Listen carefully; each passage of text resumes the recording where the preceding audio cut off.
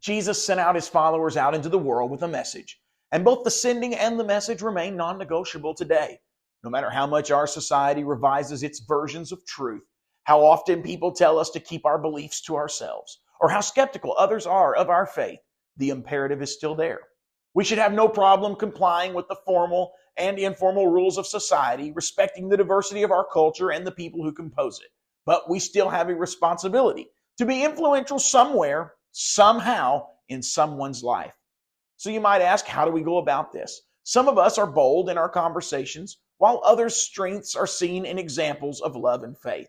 Some of us emphasize apologetics and debate, while others focus on works of mercy and compassion. And some of us seek demonstrations of spiritual power, of all the many ways of reaching people with the truth and love of God, which is right. Probably all of them, and some we haven't even thought of yet. The point is not which method is right. God created diverse personalities and distributed varying spiritual gifts. But whether we are intentional about the mission in the first place is what I want to focus on today in this Monday Manna.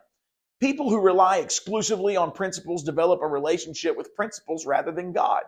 As Jesus showed through his ministry, he works in different ways at different times. His character is not situational, but his ways are, and we are called to follow them attentively. In the earliest pages of Genesis, God told the first couple to be fruitful and multiply, to fill the earth and influence it.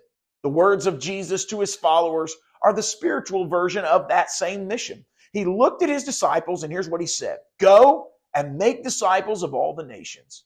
Now, how each of us goes into our world will depend on Jesus' leading, but the imperative of going applies to us all.